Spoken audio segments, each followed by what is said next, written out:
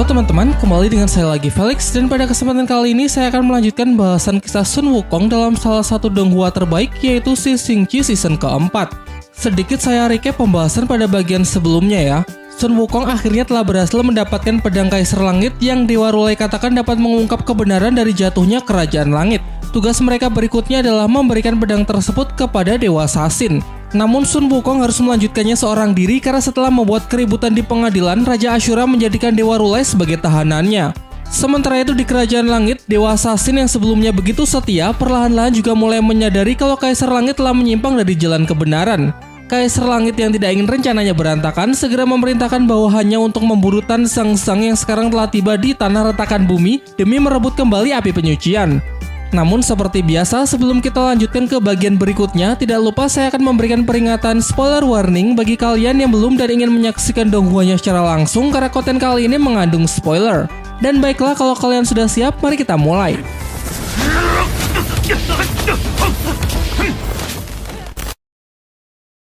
Rombongan Tan Zhangzang yang telah tiba di tanah retakan bumi memutuskan untuk beristirahat, dan untuk menghilangkan rasa bosan, Sha Wuqing dan Su Baji memainkan sebuah permainan coret-coretan wajah bersama Xiaoyu. Sementara Bai Lang terlihat masih sibuk berlatih menangkap bola cahaya pemberian dari Tan Zhangzang. Sha Wuqing mengingatkan Tan Zhangzang kalau sebenarnya tanah retakan bumi akan jauh lebih berbahaya pada malam hari, maka dari itu untuk mengantisipasi kemungkinan terburuk sebaiknya mereka tetap berjaga sampai pagi. Melihat Bai Lang yang sendirian, Aosha mendekatinya untuk menanyakan perihal api penyucian.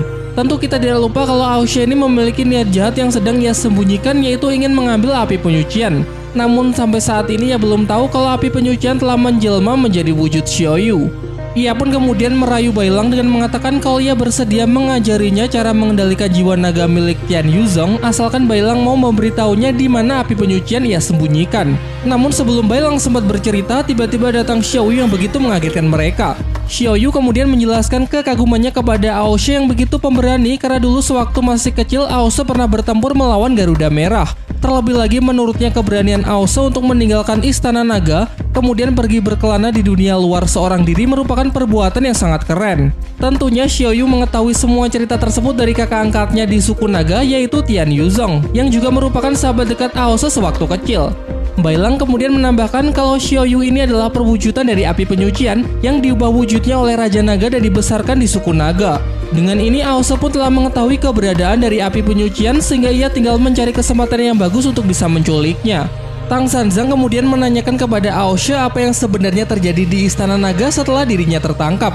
Namun Aosha tidak mau berkata jujur, ia mengatakan kalau kemarin ayahnya menyambut kepulangannya dengan sangat baik. Tan Zhangzang kemudian kembali bertanya bagaimana kutukan di tubuh Aosha bisa menghilang. Selain itu ia juga dapat merasakan kalau kekuatan Aosha kini telah meningkat cukup banyak. Dan dari sinilah Aosha mulai kelihatan terbata-bata. Ia menjelaskan kalau dirinya sempat bertemu dengan seekor naga unik yang memiliki kemampuan untuk menghapus kutukan dan juga memberinya kekuatan lebih. Kalau kalian lupa, kutukan Aosha adalah kutukan yang bisa mengubahnya ke wujud kuda. Kutukan ini ia dapat dari Dewa Sasin agar Aosha dapat menjadi kendaraan Tan Zhangzang dulu ketika dalam perjalanan misi ke barat. Sekarang kita kembali fokus ke cerita. Mendengar Aosha menyebut naga unik, Xiaoyu seketika langsung teringat dengan mimpi buruk yang selalu menghantuinya. Mimpi tersebut memperlihatkan rombongan mereka yang sedang melawan seorang kakek naga yang sangat kuat. Tan Zhangzang kemudian terus mendesak Aosha agar mau berkata jujur mengenai apa tujuannya bergabung kembali dengan mereka, mengingat kalau dipikir-pikir sebenarnya tidak ada alasan bagi Aosha untuk kembali. Aosha yang tidak ingin menjawabnya berpura-pura marah karena merasa jengkel terus dicurigai dan kemudian menjauh dari mereka untuk menyendiri. Xiaoyu kemudian mengingatkan Tan Zhangzang mengenai mimpi buruk yang dulu pernah ia ceritakan. Jadi mungkin saja naga unik yang dikatakan oleh Aosha berkaitan dengan kakek naga yang menyerangnya di mimpi tersebut. Wuqing, bawa Wei Shi de shuzi拿来. Hari pun sudah semakin malam dan terlihat kalau sebagian besar dari mereka juga sudah tertidur karena kecapean. Tak lama setelah itu diperlihatkan dari dasar jurang sekumpulan jiwa kegelapan yang mencium darah segar mulai kembali naik untuk berburu mangsa. Untung saja Aosha yang masih terjaga segera membangunkan mereka semua demi untuk mengatasinya.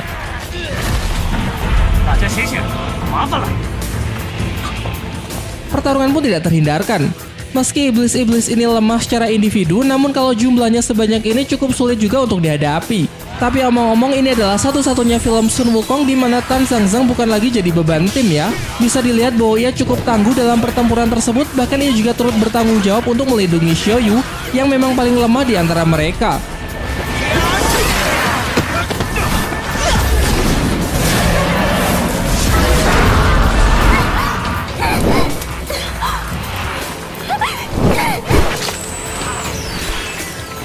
Diperlihatkan Aose dengan kekuatan barunya yaitu Halilintar Hijau sanggup menghabisi banyak iblis sekaligus yang membuat Tang Sanzang nampak begitu terkejut.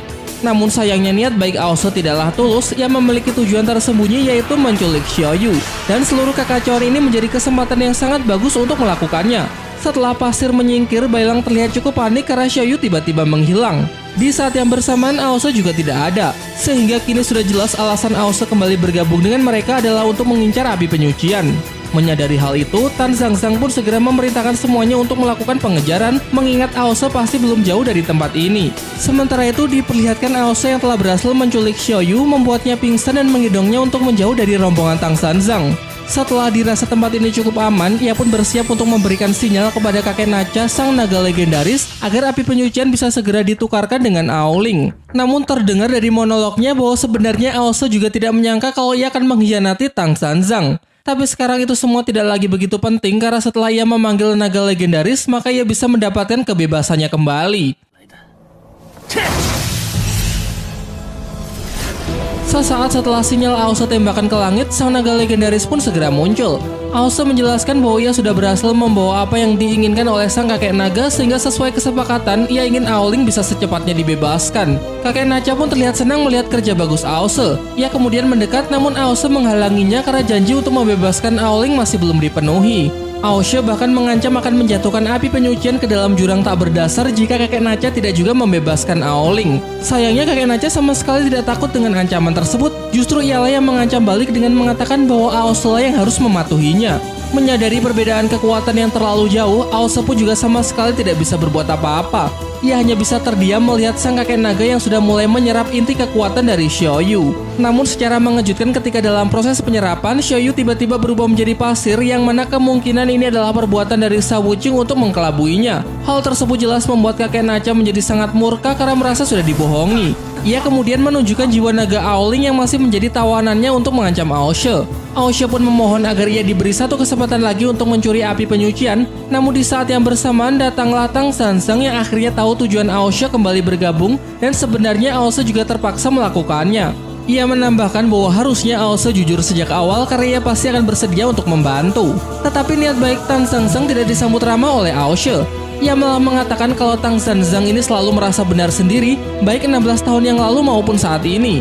Ia juga menganggap kalau Tan Zhangzang lah yang menghalanginya untuk bisa menyelamatkan Aoling. Tang Sanzang pun menyangkalnya dengan mengatakan bahwa ia percaya Aoshe masih memiliki sisi baik di dalam dirinya, namun untuk menyelamatkan seseorang tidak seharusnya menyakiti orang lain karena nyawa tidak akan pernah bisa ditukar. Bukannya sadar, Aoshe justru kembali menentangnya dengan mengungkit masa lalu. Dahulu Tan Zhangzang lah yang sudah memenjarakannya selama 16 tahun, dan jangan lupa kalau Tan Zhangzang juga lah yang menjadi penyebab utama kematian dari Sun Wukong. Lalu sekarang apa lagi? Menghalanginya untuk menyelamatkan Aoling? Sifat Tan Zhangzang yang selalu merasa paling benar sendiri itulah yang membuat Aoshe menjadi sangat jengkel. Ia menegaskan bahwa guru besar Tan Zhangzang memang tidak pernah salah karena yang pasti salah adalah orang-orang seperti dirinya. Satu kalimat dari Aoshe yang membuat Tang Zhangzang tidak bisa menahan dirinya lagi adalah ketika Aoshe mengungkit mengenai orang-orang terdekatnya yang dulu pernah Aoshe bantai. Pertarungan antar guru dan murid pun tidak terhindarkan. Aoshe menggunakan kekuatan petir hijaunya, namun nampaknya Tan Zhangzang masih sanggup untuk mengimbanginya, bahkan terlihat lebih mendominasi jalannya pertarungan.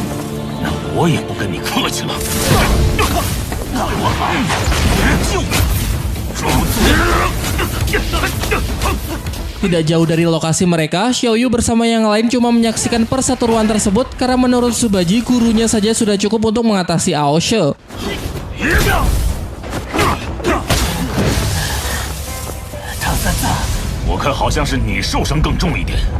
Ketika melihat kakek legend, Xiaoyu pun semakin yakin bahwa memang orang itulah yang selalu muncul di dalam mimpinya. Sementara pertarungan masih berlanjut, Tan Zhangzang lah yang masih nampak mendominasi. Kesempatan ini juga Sha Wuqing manfaatkan untuk coba memberikan serangan kejutan menggunakan tornado pasir kepada kakek legend tersebut. Aoling yang ia sandra pun sempat lepas dari genggamannya, namun ketika Sha Wuqing hampir berhasil meraih jiwa Aoling, kakek naga dengan cepat melesat dari dalam tornado dan langsung melumpuhkannya. Subaji mencoba maju untuk membantu adik seperguruannya tersebut, namun hasilnya tetap sama saja karena perbedaan kekuatan yang sangat jauh. Pihak Tan Zhangzang kali ini benar-benar kewalahan. Aoshe yang menyaksikannya tidak memiliki sedikit pun keberanian untuk ikut bertarung karena ketakutan yang menjalar di sekujur tubuhnya. Bailang kemudian mencoba untuk memotivasinya agar Aoshe mau bertarung bersama demi menyelamatkan Aoling. Begitu juga Tan Zhangzang yang masih sangat yakin kalau ada kebaikan di dalam hati Aoshe. Seluruh tim pun berkumpul dan sudah siap untuk melanjutkan pertarungan. Namun Aose nampaknya masih ragu untuk bergabung di pihak Tang Zhangzhang karena ia tahu bahwa kakek naga Nachia ini sama sekali bukanlah tandingan mereka, bahkan sekalipun mereka sudah menyatukan kekuatan. Tidak ada waktu untuk menunggu Aose mengumpulkan keberaniannya. Tang Zhangzhang bersama para murid-muridnya pun akhirnya maju untuk kembali melancarkan serangan demi serangan. Ia bersama Subaji menahan pergerakan dari musuh, sementara Bailang maju setelahnya menggunakan serangan wujud naga.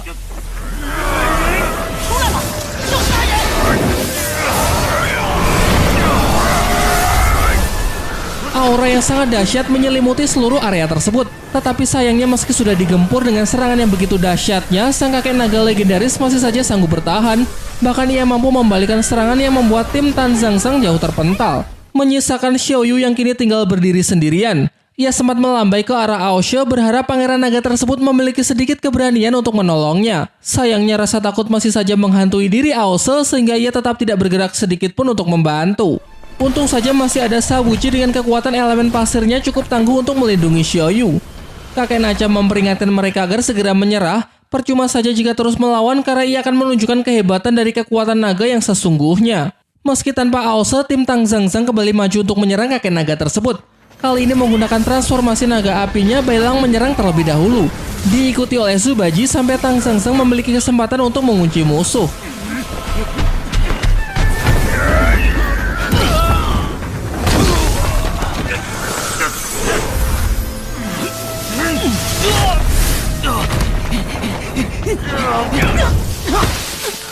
Tang Zhangzhang berteriak keras dengan mengatakan bahwa inilah kesempatan Aoshe untuk merebut kembali Aoling. Namun seperti yang kita lihat kalau Aoshe sama sekali tidak bergeming. Sampai akhirnya Tang Zhangzhang pun mencapai batasnya. Ia pun sudah tidak sanggup lagi untuk menahan kekuatan guntur naga dari kakek Nacha sehingga keadaan kini telah berbalik. Dengan angkuh kakek legend mengatakan kalau mati oleh gunturnya adalah suatu kehormatan.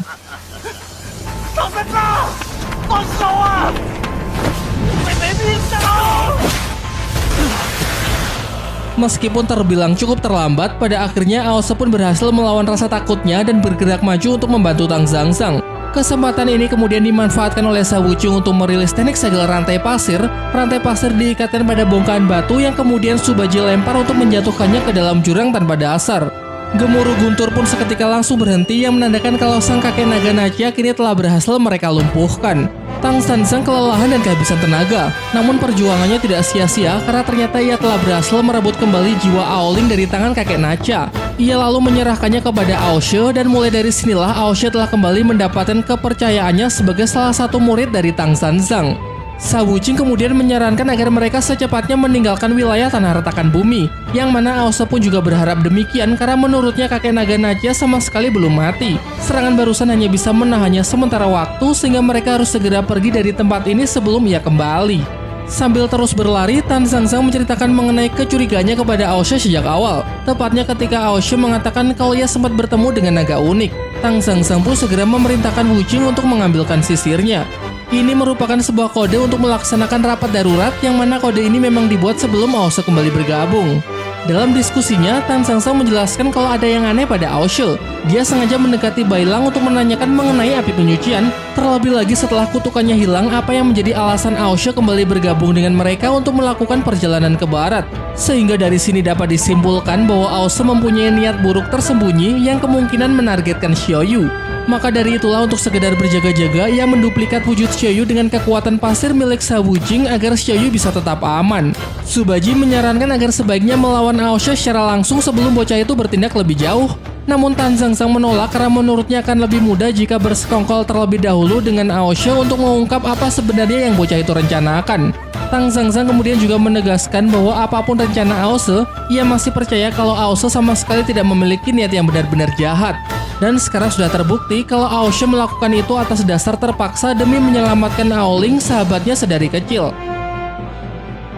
Bailang terlihat lega karena naga legendaris sudah berhasil disingkirkan dan mereka juga sudah berlari lumayan jauh. Namun Sawuching berpendapat lain.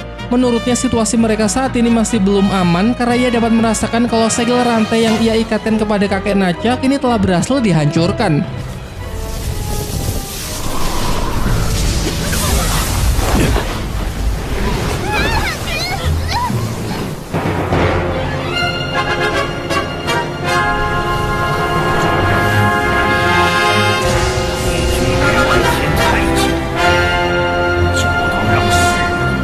Dan benar saja, tidak lama setelah penjelasan dari Sa Wuqing, kilatan badai guntur yang sangat menyeramkan mulai naik dari dasar jurang. Kakek naga legendaris telah kembali muncul dengan kemarahan yang benar-benar sudah memuncak. Ia mengungkit kembali kalau dulu Aosa telah ia selamatkan, namun sekarang malah bersekongkol dengan pihak Tang Zhangzang untuk menjatuhkannya ke dalam jurang. Ia pun menegaskan bahwa barang siapa yang berani mengkhianatinya dipastikan akan mati secara mengenaskan. Berbeda dengan sifat pengecut yang ditunjukkan sebelumnya, kini Aosha dengan berani mengatakan kalau pihaknya akan bersatu untuk mengalahkan kakek Nacha. Ditambah lagi Aoling sekarang juga sudah tidak menjadi sandera sehingga ia bisa bertarung tanpa keraguan. Akan tetapi memang tidak bisa dipungkiri kalau di dalam hatinya nampak Aosha yang masih memiliki rasa takut kepada naga legendaris tersebut. Dan untuk menghapus ketakutan tersebut, Tang Zhangzang menjelaskan kalau sejak awal Aosha adalah bagian dari timnya. Justru akan dikatakan pengkhianat jika memaksa Aosha untuk melawan guru dan para saudara seperguruannya sendiri. Masih belum cukup dengan itu, Xiaoyu yang bisa dikatakan paling lemah pun juga memperlihatkan keberaniannya untuk menentang kakek naga karena ia tidak sudi jika harus menjadi makanannya. Setelah mendengar semua itu, kakek Nacha pun semakin murka dan mengatakan kalau ia akan menunjukkan kekuatan dari sang naga sejati yang sesungguhnya kepada mereka.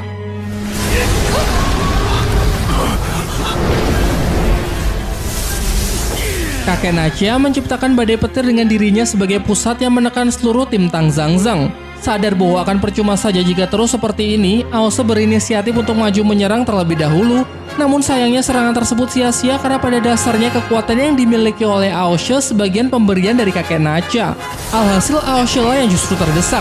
Pukulan demi pukulan kakek legenda Raten ke wajahnya sambil mengingatkan bahwa Tang Zhangzang lah yang dulu telah menyiksa Aosha, mengubahnya menjadi kuda untuk ditunggangi dan memenjarakannya selama lebih dari 16 tahun. Selain itu, di dunia ini juga tidak ada yang peduli lagi dengan Aosha. Orang tua, keluarga, serta kerabatnya menginginkan ia mati, bahkan seluruh bangsa naga juga sudah tidak ada yang mau untuk menerimanya lagi. Kakek Nacha menegaskan bahwa kini hanya dialah satu-satunya yang mau menerima Aosha, namun bukannya membalas budi, Aosha justru bersekongkol dengan Tang Zhangzang untuk mengalahkannya.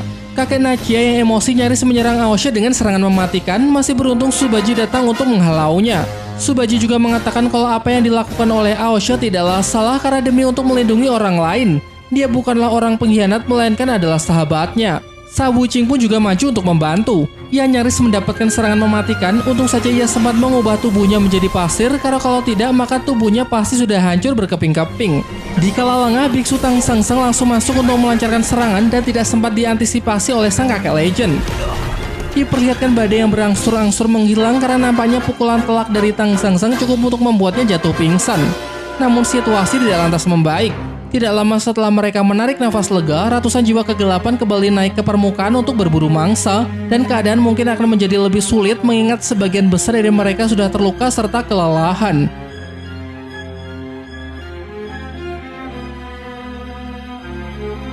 Scene kemudian beralih memperlihatkan suatu tempat yang bernama Penjara Pulau Terapung, sebuah penjara di Kerajaan Langit yang diperuntukkan bagi para dewa pengkhianat. Diperlihatkan Jenderal Gerbang Timur lah yang menjadi salah satu tahanannya. Kalau kalian lupa, Jenderal Gerbang Timur atau yang bernama asli Qi Guotian adalah dewa yang pernah diperintahkan oleh Kaisar Langit untuk menangkap Dewa Rulai. Namun di tengah misi ia berkhianat dan justru membantu Dewa Rulai untuk melarikan diri. Dalam menjalani masa hukumannya, salah seorang dewa pada hari ini mengunjunginya. Ia bernama Pisa Mention, sang Jenderal Gerbang Utara. Adapun maksud kedatangannya adalah untuk menanyakan alasan mengapa Jenderal Gerbang Timur mengkhianati Kaisar Langit dan malah membantu Dewa Rulai.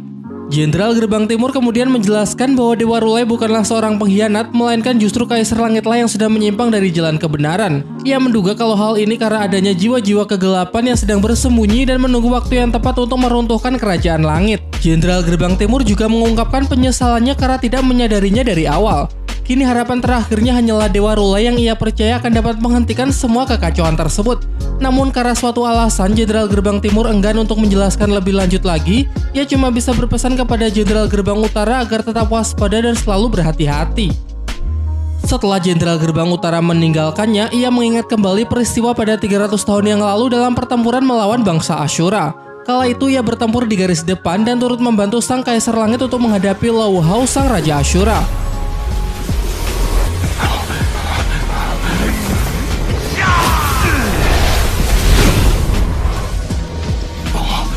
Situasi yang semakin tidak terkendali memaksa mereka untuk segera mundur. Kaisar Langit bahkan menyalahkan dirinya sendiri karena sudah salah memperhitungkan sehingga tidak cuma gagal namun kerugian di pihaknya juga sangatlah besar. Mereka berdua terlihat sudah terluka sangat parah ditambah lagi mendapatkan kepungan dari sejumlah prajurit Ashura. Tidak ingin menjadi beban, Kaisar Langit sempat menyuruh Jenderal Gerbang Timur agar segera pergi terlebih dahulu, namun Jenderal Gerbang Timur dengan tegas menolak dan mengajak Kaisar Langit untuk bersama-sama menerobos keluar. Tentunya Jenderal Gerbang Timur tidak akan pernah melupakan saat-saat di mana mereka berdua menghadapi situasi hidup dan mati bersama, namun ia sama sekali tidak menyangka kalau akan tiba hari di mana Kaisar Langit akan membunuhnya.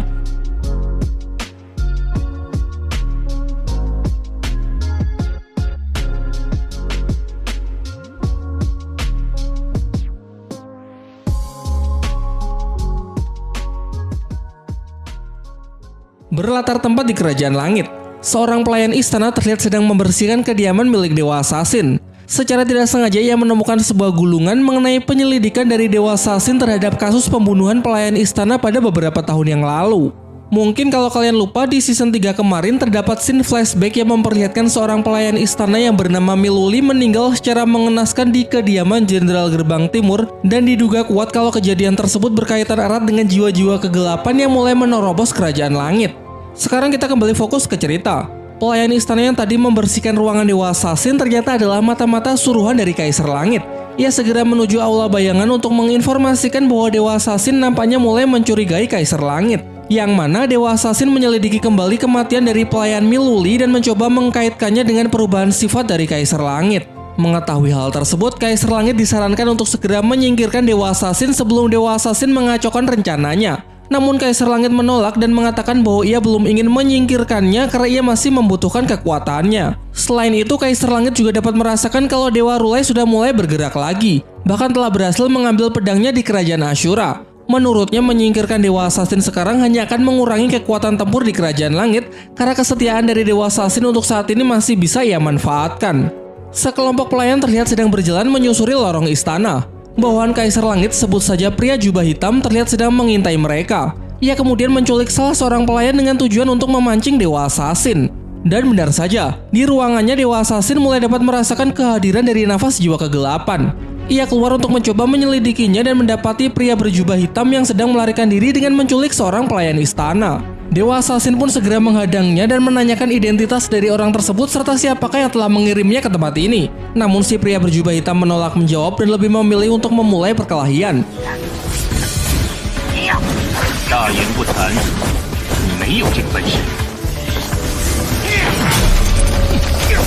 Dalam pertarungan singkat tersebut jelas terlihat kalau si pria berjubah hitam sama sekali bukanlah tandingan dari Dewa Assassin. Ia dapat dilumpuhkan dengan mudah yang kemudian Dewa Assassin paksa untuk memberitahukan siapakah identitasnya yang sebenarnya. Namun sayangnya kemenangan itu membuat Dewa Assassin lengah sehingga ia sempat menerima serangan dari lawan meski bukanlah luka yang fatal. Pertarungan ronde kedua pun dimulai dengan Dewa Assassin yang masih mendominasi pertarungan dengan teknik 1000 tapak Buddha miliknya.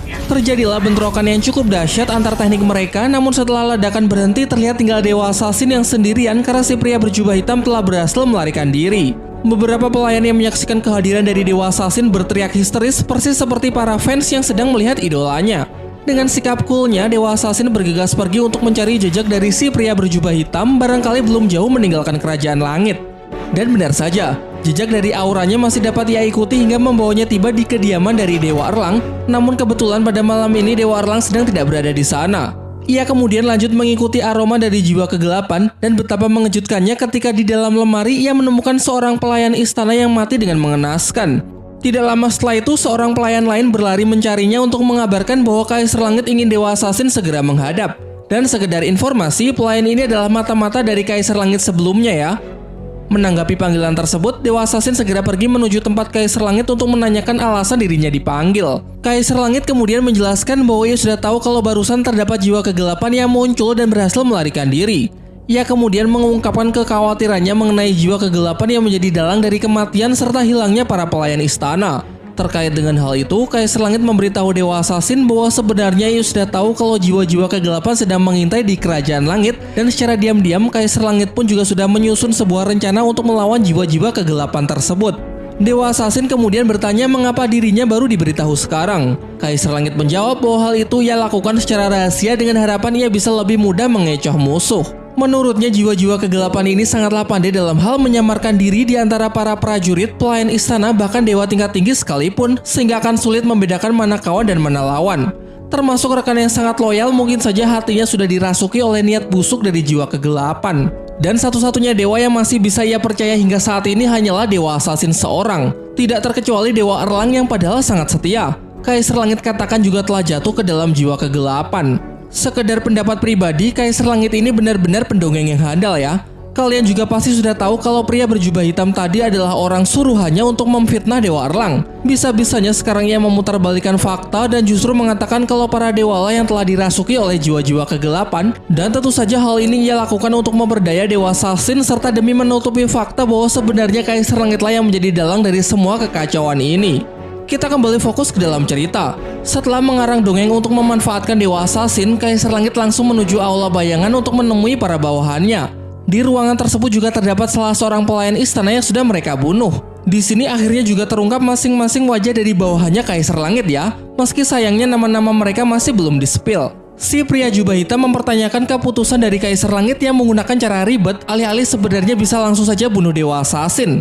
Kaisar Langit menjelaskan bahwa membunuh Dewa Assassin tidak akan semudah itu, terlebih lagi selama Dewa Assassin masih dapat ia manfaatkan tentu akan menguntungkan pihaknya. Dan skenario mengadu domba para dewa akan menjadi cara yang jauh lebih efektif untuk mengacaukan mereka daripada harus melalui pertarungan secara langsung. Selain itu, menurutnya penghalang dari rencana ini di masa depan bukanlah Dewa Assassin, melainkan Dewa Erlang, dan akan sangat bagus jika bisa membunuh Dewa Erlang menggunakan tangan Dewa Assassin. Si pria berjubah hitam menambahkan bahwa mereka kini hanya perlu menunggu waktu sampai kegelapan muncul dan mengambil kendali penuh atas kerajaan langit. Pembicaraan pun ditutup dengan gelak tawa mereka sambil bersama-sama meminum darah segar dari jasad pelayan yang telah mereka bunuh. Keesokan paginya, Dewa Assassin bersama para prajurit langit tiba di kediaman Dewa Erlang untuk menangkapnya. Dewa Erlang pun langsung meraih senjatanya dan menanyakan memang kesalahan apa yang telah ia perbuat. Dewa Assassin kemudian menjelaskan bahwa Dewa Erlang telah dituduh sebagai jelmaan dari jiwa kegelapan. Hal itu dibuktikan dengan jasad seorang pelayan yang ia temukan di dalam lemari ruangan milik Dewa Erlang. Merasa dirinya telah dijebak, Dewa Erlang pun menodongkan senjatanya tepat ke arah Dewa Assassin sebagai bentuk perlawanan. Ia juga menjelaskan bahwa ini semua pasti adalah rencana dari jiwa kegelapan dengan tujuan untuk melemahkan kekuatan dari kerajaan langit. Di tengah ketegangan tersebut, Dewa Assassin berkomunikasi dengan Dewa Erlang melalui semacam telepati. Dewa Assassin memberinya isyarat bahwa sebenarnya ia sama sekali tidak mencurigai Dewa Erlang, hanya saja semua ini ia lakukan untuk mengelabui Kaisar Langit yang menurutnya sudah berubah agar ia dapat mengungkap kebenaran yang sesungguhnya. Setelah menangkap isyarat tersebut, Dewa Erlang pun mempercayakan hal ini sepenuhnya kepada Dewa Assassin dan ia bersedia untuk menyerahkan diri.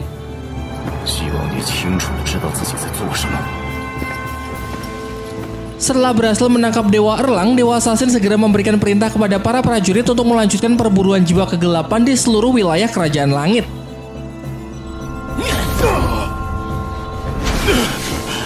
Terduga jiwa kegelapan berikutnya adalah para anggota Jinggang. Sekedar mengingatkan, barangkali kalian lupa, Jinggang adalah pasukan khusus di kerajaan langit yang beranggotakan 8 dewa elit. Dan anggota yang hendak ditangkap ini bernama Jiang Dui.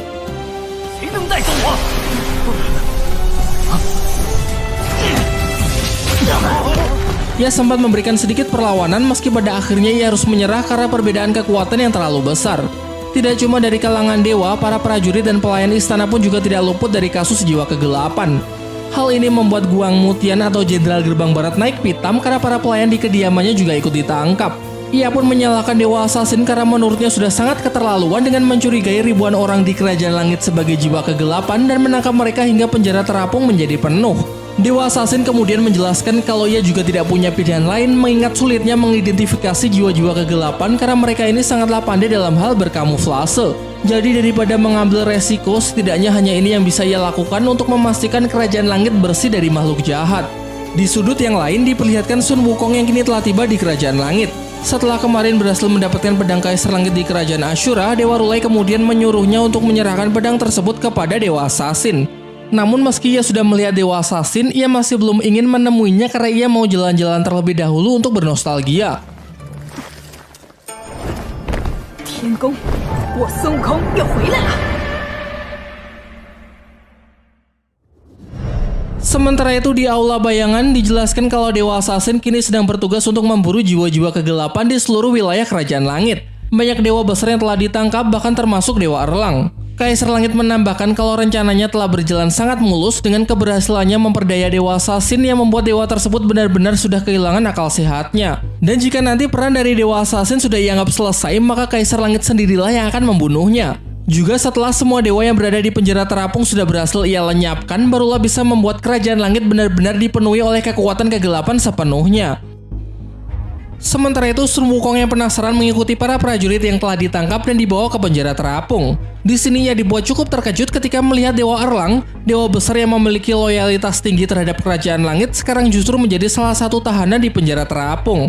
Ia pun mengejek dan mentertawakan Dewa Erlang, dan sambil terus tertawa, Sun Wukong mengatakan kalau anjing setia nomor 1 di Kerajaan Langit malah berakhir di penjara. Di sisi lain, Dewa Erlang masih belum bisa mengenali siapa iblis di hadapannya. Terasa aura yang sangat familiar namun memiliki penampilan yang sangat jauh berbeda. Sampai Sun Wukong pun memperkenalkan dirinya bahwa ialah Sun Wukong, sang raja kera yang dulu pernah mengacaukan Kerajaan Langit dan kini telah berhasil bangkit kembali. Mengingat pada peristiwa 16 tahun yang lalu, Dewa Erlanglah yang sudah membunuhnya dan menyegel jiwanya di Laut Selatan, sehingga kini Sun Wukong bermaksud untuk menuntut balas. Dewa Erlang pun cuma bisa pasrah tanpa perlawanan. Tetapi Sun Wukong tiba-tiba menghentikan serangannya tersebut karena setelah dipikir-pikir akan kurang epik jika ia membunuh lawan yang sudah tidak berdaya. Dewa Erlang kemudian malah mengejek dengan mengatakan kalau dengan tubuh mungil seperti itu, takutnya Sun Wukong sama sekali tidak akan punya kesempatan untuk bisa menang melawannya dalam kondisi prima. Sontak Sun Wukong pun emosi dengan menunjukkan kalau kekuatannya tidak sedikit pun menurun meski dalam wujud kera kecil. Terentah apa tujuan Wukong datang ke sini, Dewa Erlang memperingatkannya agar segera meninggalkan Kerajaan Langit karena situasi kini sedang menjadi sangat rumit. Namun Sun Wukong mengatakan kalau ia sama sekali tidak butuh saran dari Dewa Erlang karena ia sangat percaya diri bahwa dirinya tidak akan mudah tertangkap. Pesan terakhir sebelum pergi, Sun Wukong menyuruh Dewa Erlang untuk menikmati sisa hari-harinya di penjara seperti apa yang dulu juga pernah ia alami. Setelah meninggalkan Dewa Erlang, Sun Wukong cukup terkejut karena ternyata begitu banyak dewa yang bernasib sama dengan Dewa Erlang, yaitu menjadi tahanan di penjara Pulau Terapung. Di saat yang bersamaan, ia melihat Kaisar Langit yang sedang berkunjung ke salah satu tahanan dewa. Adapun Kaisar Langit ternyata sedang mengunjungi Jenderal Gerbang Timur Chi Guotian. Jenderal Gerbang Timur mengatakan bahwa ia tahu kalau Kaisar Langit pasti akan datang menemuinya. Ia sudah cukup lama menunggunya untuk meminta penjelasan atas apa yang telah Kaisar Langit rencanakan selama beberapa tahun terakhir. Kaisar Langit pun membenarkannya mengenai tujuan ia datang ke sini memang untuk menjelaskan hal tersebut. Ia menambahkan bahwa ia juga terpaksa memenjarakan Jenderal Gerbang Timur karena dirinya sudah tidak punya pilihan lain. Terentah apapun alasannya, Jenderal Gerbang Timur tetap merasa kalau ia sudah dihianati oleh sahabatnya sendiri. Ia mengingatkan Kaisar Langit mengenai peristiwa 300 tahun yang lalu di mana mereka berjuang bersama dalam menghadapi situasi hidup dan mati. Sin kemudian flashback ke peristiwa 300 tahun yang lalu, tepatnya pada pertempuran antara bangsa dewa melawan bangsa Ashura.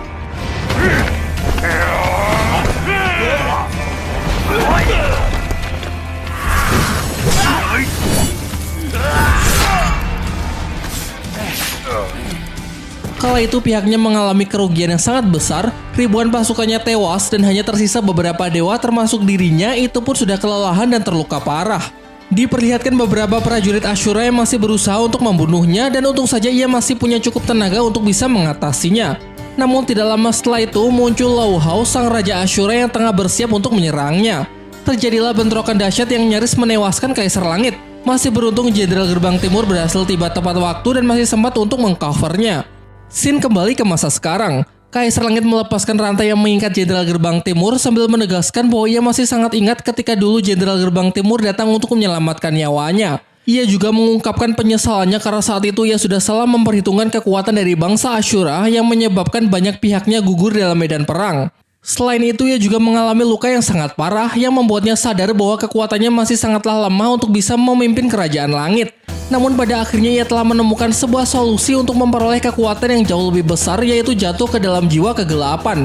Dengan begitu dirinya seakan dapat melepaskan rantai yang selama ini mengekang potensinya. Dengan nada bicara yang tidak seirama, Jenderal Gerbang Timur menduga kalau hal ini pasti berkaitan dengan pedang keadilan yang tertinggal di Kerajaan Ashura.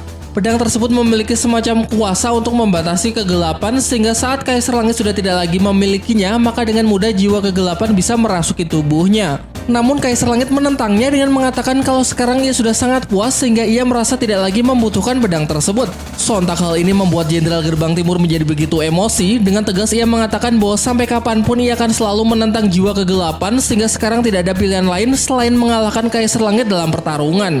Namun bukannya melawan, Kaisar Langit justru mengatakan kalau di sini ia hanya ingin mengungkapkan kebenaran kepada sahabatnya tersebut dan sama sekali tidak punya niat untuk bertarung melawannya. Ia kemudian menjelaskan bahwa ada solusi lain untuk menyelesaikan masalah ini selain dengan pertarungan maupun mengambil pedangnya. Dan solusi yang ia maksud adalah dengan masuk ke dalam kuil penyucian 3 dewa kuno. Yang mana kuil tersebut adalah semacam neraka penghukuman bagi para dewa yang telah terjerumus ke dalam jiwa kegelapan untuk dibersihkan ulang agar bisa kembali menjadi dewa yang suci. Selain itu, ia juga berniat meninggalkan tahtanya di Kerajaan Langit karena ia merasa sudah tidak layak lagi menjadi seorang pemimpin. Ia ingin menyerahkan posisi tersebut kepada Jenderal Gerbang Timur, mengingat Jenderal Gerbang Timur adalah satu-satunya sahabat terdekat yang masih bisa ia percaya.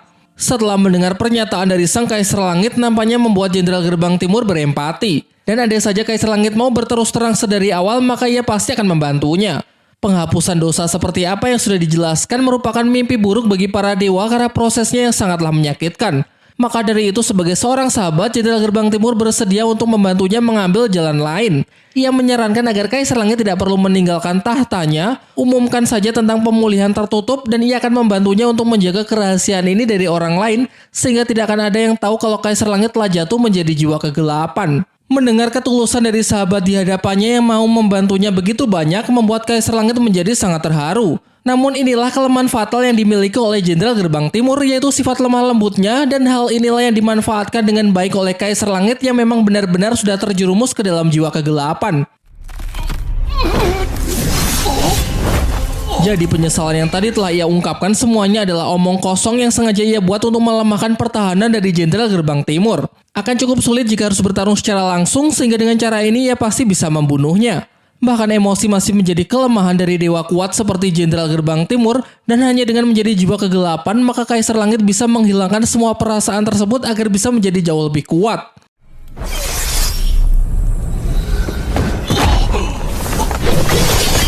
Perbedaan paling mendasar adalah pada orientasi. Jenderal Gerbang Timur masih saja merindukan ikatan di masa lalu, sedangkan Kaisar Langit lebih mendambakan masa depan yang benar-benar baru, dan sayangnya Jenderal Gerbang Timur tidak akan punya kesempatan untuk melihatnya karena ia akan segera mati.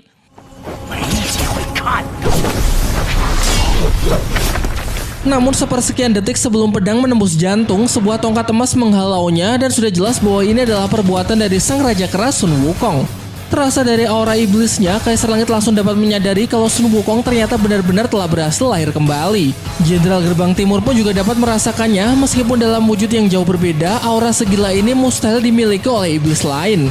Sun Wukong kemudian menjelaskan bahwa tujuan ia kemari adalah untuk membongkar kedok dari Kaisar Langit yang selalu membicarakan mengenai kebajikan dan kebaikan ternyata hanyalah jiwa kegelapan kotor yang selalu memakan daging dan meminum darah manusia.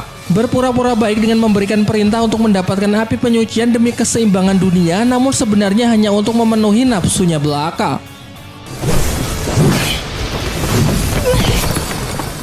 Kaisar Langit yang sangat murka kepada iblis di hadapannya mulai bicara menggunakan kekuatan sehingga pertarungan pun tidak terhindarkan.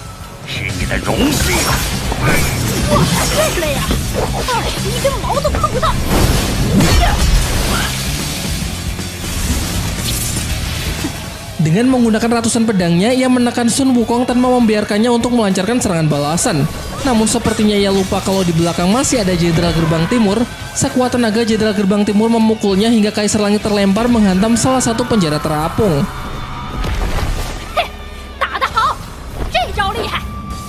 Sayangnya pukulan barusan adalah tenaga terakhir yang dimiliki oleh Jenderal Gerbang Timur dan setelah itu ia pun langsung jatuh tidak berdaya.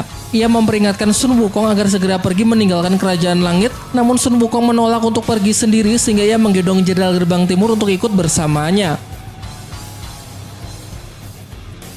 Serangan barusan tentu tidaklah cukup untuk bisa membunuh sang Kaisar Langit, bahkan sekedar untuk meninggalkan sedikit luka. Terlebih lagi kedatangan Sun Wukong justru bisa ia manfaatkan untuk menciptakan skenario yang sangat menguntungkan. Skenarionya adalah Sun Wukong datang ke Istana Langit dengan tujuan mengacaukan penjara terapung untuk membebaskan para tahanan dewa yang telah menjadi jiwa kegelapan. Ia akan memposisikan Sun Wukong sebagai tersangka atas semua kekacauan yang telah terjadi di Kerajaan Langit supaya hal itu dapat menyamarkan rencana jahatnya. Lonceng di gerbang timur kembali berbunyi menandakan bahwa telah datang iblis yang sangat kuat ingin menginvasi kerajaan langit. Baik Dewa Assassin, Jenderal Gerbang Barat, Jenderal Gerbang Utara, dan Jenderal Gerbang Selatan pun juga telah menyadarinya. Seluruh pasukan dan armada perang kerajaan langit pun segera dikerahkan dan bersiap untuk menghadapi pertempuran. Sementara itu dengan nafas yang sudah terengah-engah, Jenderal Gerbang Timur memperingatkan Sun Wukong agar lebih berhati-hati mengingat Kaisar Langit yang telah menjadi jiwa kegelapan telah memulai rencana jahatnya. Sun Wukong memintanya agar tidak perlu terlalu mencemaskannya karena lebih baik fokus saja untuk memulihkan diri dan tunggu di sini karena ia masih ada urusan yang perlu ia selesaikan. Dengan meninggalkan Jenderal Gerbang Timur terlebih dahulu, Sun Wukong pun segera melesat untuk menghadapi seluruh pasukan di Kerajaan Langit yang sedang memburunya. Diperlihatkan Dewa Assassin yang juga telah hadir, namun kali ini ia tidak setegas biasanya. Ia berpesan kepada para pasukan agar meminimalisir kerusakan dan juga lebih memprioritaskan keselamatan dari warga Kerajaan Langit yang tidak bisa bertempur dengan mengevakuasi mereka ke tempat yang aman. Mendengar kelembutan dari Dewa Assassin membuat Kaisar Langit geram dan mengatakan kalau ia tidak ingin Dewa Assassin mengecewakannya. Sontak Dewa Assassin pun langsung merevisi perintahnya dengan menegaskan bahwa prioritas utama adalah menangkap Sun Wukong. Bahkan jika diperlukan ia sendirilah yang akan turun tangan untuk meringkusnya.